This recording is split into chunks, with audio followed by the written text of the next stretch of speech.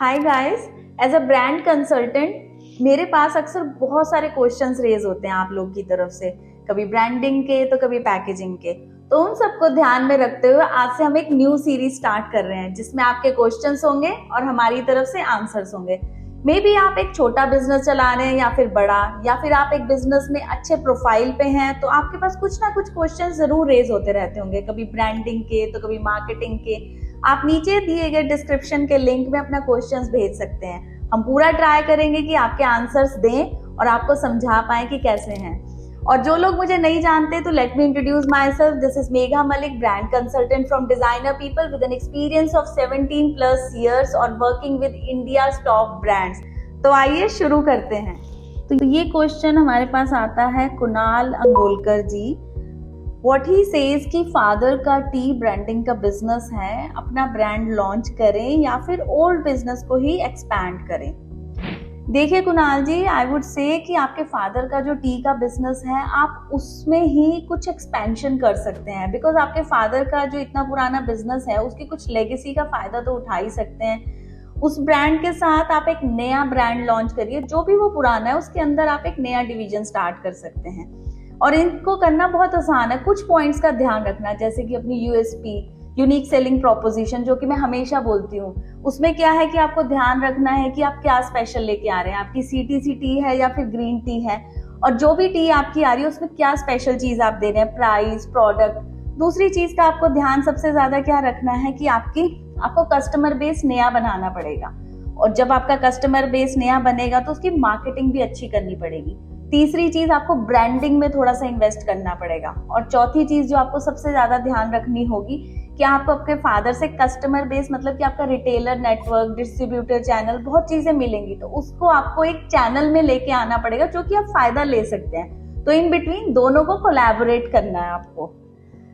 हमारा next question आता है संदीप भारतीय जी, जो कि कहते हैं मेघा जी, मैं एक बेकरी में हूँ और मुझे बिस्किट्स की पैकेजिंग लॉन्च करनी है। मुझे आइडिया नहीं है कि इसकी क्या लीगल रिक्वायरमेंट्स हैं, कैसे करना होता है, थोड़ा सा आप इस पे बताइए। तो संदीप जी, मैं एज्यूम कर रही हूँ कि आपकी एक बेकरी रन कर रहे हो और क्वालिटी प्रोडक्ट्स आप ऑलरेडी लॉन्च कर रहे हैं, और यहाँ पे मैं आपको कुछ पॉइंट शेयर करती हूँ कि आप इसको कैसे कर सकते हैं। सबसे पहले आपको ध्यान देना है कि अपनी ब्रांड नेमिंग पे, आपका ब्रांड नेम क्या होगा, उसके अकॉर्डिंगली आपका लोगो डिजाइन होगा, आपकी कलर पैलेट्स क्या रहेंगी, मार्केट में क्या कलर्स इन हो रहे हैं, आपकी पैकेजिंग कैसी रहेगी, और पैकेजिंग के ऊपर आपकी यूएसपी क्लियरली डिस्प्ले होनी चाहिए। सपोज करो कि आपकी स्पेशलिटी है कि आप एक बहुत अच्छे हेल्दी बिस्किट्स बनाते हैं, ओट्स वाले, तो वो क्लियरली मेंशन होना चाहिए, कंज्यूमर तक आपका ब्रांड मैसेज पहुंचना चाहिए।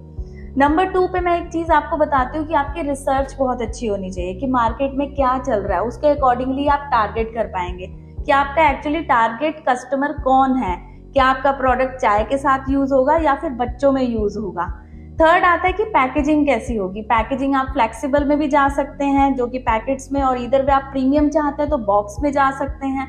और फोर्थ जो कि नहीं भूलना, दैट इज FSSAI गाइडलाइंस, मतलब कि आपका लाइसेंस नंबर होना चाहिए, मैन्युफैक्चरिंग डेट, ये सारी चीजें, एक्सपायरी डेट मेंशन करना बहुत जरूरी है। तो ये क्वेश्चन आता है हमारा सुनील वारगेसी जी, जो कि हैं हमारे मुंबई से, और कहते हैं कि क्या स्किन केयर एक ग्रोइंग बिजनेस है। बिल्कुल सुनील जी, मैं बोलूंगी इस टाइम पे स्किन केयर बिजनेस बहुत रैपिडली ग्रो कर रहा है, because people are getting very conscious towards their skin, towards their body, मतलब अपनी हेल्थ को लेके, सब चीजों को लेके बहुत कॉन्शियस हो रहे हैं। और इसीलिए इसके ऊपर अगर आप देखेंगे बहुत सारे नेचुरल इंग्रेडिएंट्स और बायोसाइंसेस को लेके कोलैबोरेट करके बहुत अच्छे अच्छे प्रोडक्ट्स निकाले भी जा रहे हैं। बस कुछ चीजों पे आपको ध्यान देना है कि कैसे लॉन्च करना है। और आप मानेंगे नहीं, according to the market research, by 2031 global skin care market $220 billion की होने वाली है।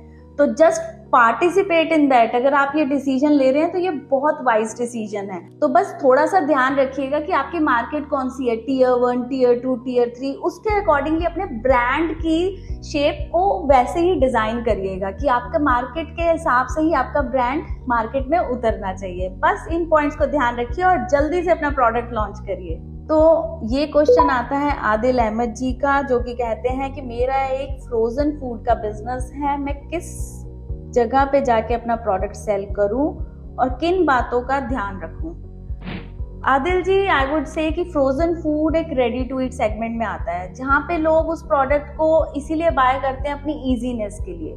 तो आई वुड सजेस्ट कि इस प्रोडक्ट लाइन को आप क्विक कॉमर्स में लेके जाइए, जैसे कि ब्लिंकिट है, आपका जेप्टो है, इन जगहों में, बिकॉज कस्टमर को चाहिए कुछ इजीनेस, तो यहाँ पर आप अपने प्रोडक्ट को लिस्ट कर सकते हैं। दूसरी चीज का जो ध्यान रखना है कि यहाँ पे क्या होता है, बहुत छोटी छोटी थंबनेल्स में आपका कंपटीशन हो रहा होता है, तो आपके प्रोडक्ट को शाइन करने के लिए उसकी एक पैकेजिंग बहुत सुंदर होनी चाहिए, आपका प्रोडक्ट का शूट बहुत खूबसूरत होना चाहिए, बहुत टेम्पटिंग होना चाहिए। ये दोनों चीजों का आप ध्यान रखिए। और इनिशियली आप एक स्पॉन्सर्ड के थ्रू, इसे लिस्टिंग के थ्रू आप लॉन्च कर सकते हैं, फिर धीरे धीरे जब अवेयरनेस बढ़ जाएगी फिर आप इसे ऑर्गेनिकली भी लेके जा सकते हैं। और लास्टली अपने कस्टमर फीडबैक, टेस्टिमोनियल्स का बहुत ज्यादा ध्यान रखिए।